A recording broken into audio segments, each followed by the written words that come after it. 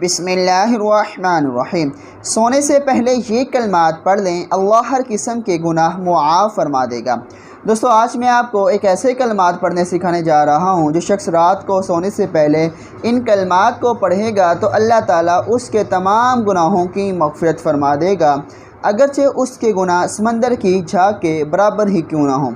تو دوستو آئیے ان کلمات کو میرے ساتھ ساتھ پڑھیے، یاد کیجئے اور آخر میں دوستوں تک شیئر کیجئے۔ کلمات کے ہیں: لا الہ الا اللہ وحدہ لا شریک لہ، لہ الملک ولہ الحمد وہو علی کل شیء قدیر، لا حول ولا قوة الا باللہ، سبحان اللہ والحمد للہ، ولا الہ الا اللہ واللہ اکبر۔